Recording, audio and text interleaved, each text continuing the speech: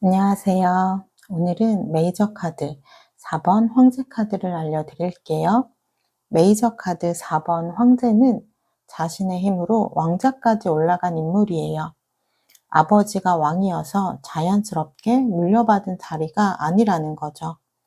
최고의 권력을 얻게 되면 무엇을 하고 싶을까요? 자신의 자리를 유지하고 싶고 자신의 나라를 안정적으로 통치하고 싶어 할 거예요. 그러기 위해선 제도, 법, 규범, 질서 같은 것들이 필요하겠죠. 그래서 지켜야 하는 규범을 만들고 이를 어기는 사람에겐 단호하고 냉정하게 다스릴 거예요. 이것이 황제가 물질 세상을 다스리는 방식이라고 보시면 돼요.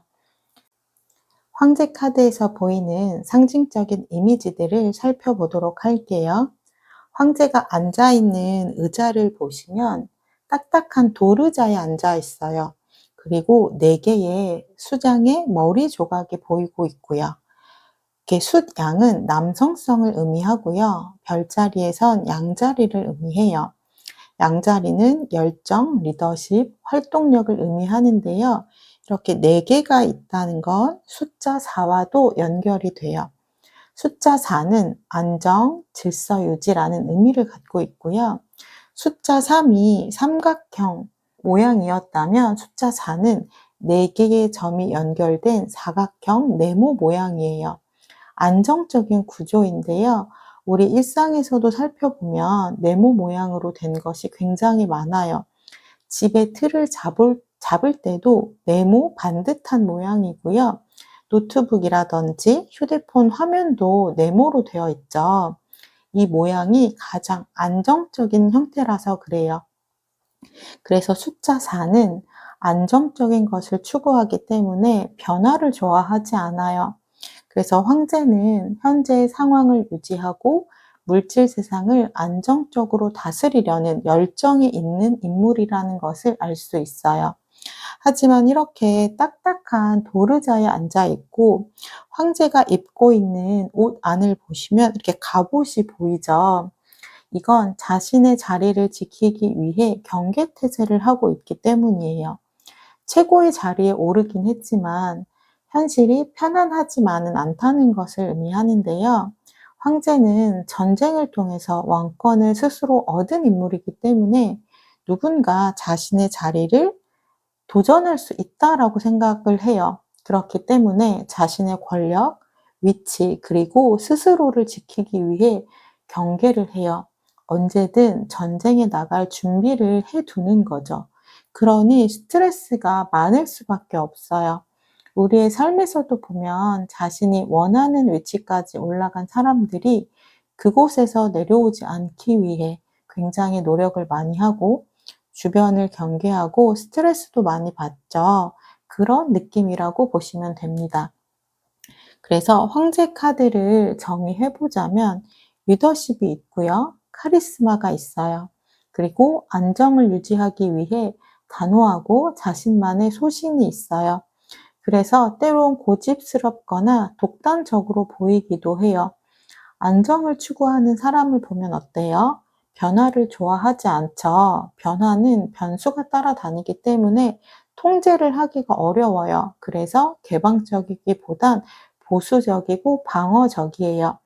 그리고 황제의 뒤편을 보면 배경이 붉은색의 돌산이 보이는데요. 지금까지 바보 카드, 마법사 카드, 여왕제 카드에서 보았던 노란색의 긍정의 에너지와는 달리 황제의 카드는 이렇게 붉은색으로 표현을 했어요. 물질 세상의 삭막함을 상징적으로 표현한 건데요. 우리는 가장 높은 곳, 권력을 잡으면 행복할 것 같고 마음대로 할 수 있을 거라고 생각하지만 현실이 그렇게 호락호락하지만은 않잖아요. 그래서 황제는 물질 세상을 안정되게 지키고 유지하고 싶지만 역경과 어려움이 있다는 것을 의미해요. 그리고 황제의 오른손을 보시면 앙크 십자가를 들고 있어요. 앙크는 고대 이집트에서 생명을 상징을 하고요.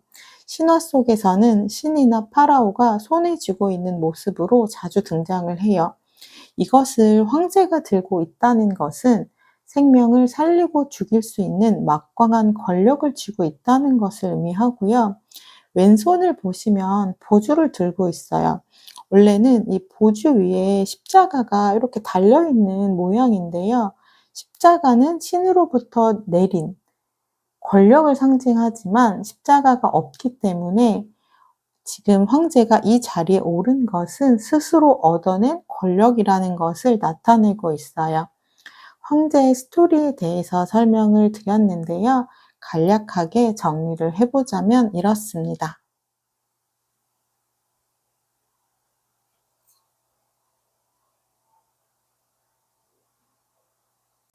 리딩과 연결하면 어떻게 해석이 되는지 보여드릴게요.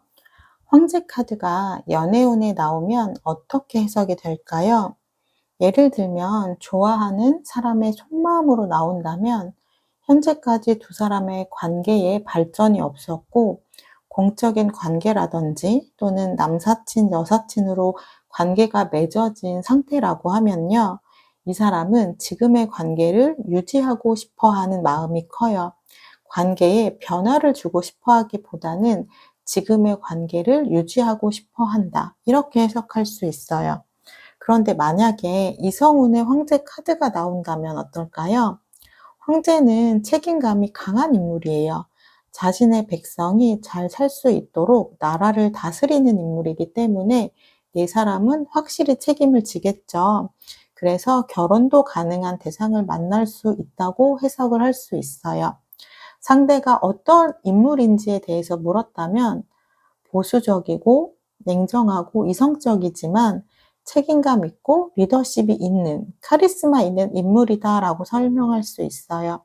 그래서 의지할 수 있는 장점이 있는 사람이다라고 볼 수 있겠죠. 황제 카드가 금전운에 나오면 어떻게 해석이 될까요?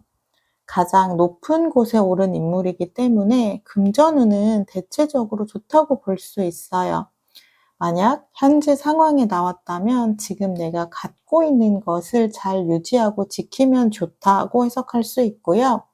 결과의 자리에 나온다면 황제는 스스로의 힘으로 왕자를 얻은 인물이기 때문에 내가 원한 목표까지 도달할 수 있다, 얻을 수 있다라고 해석할 수 있어요. 문제점 자리에 나오면 어떻게 해석이 될까요? 황제는 주변의 말을 듣기보다는 자신의 판단대로 결정하고 행동하기 때문에 독단적일 수 있어요.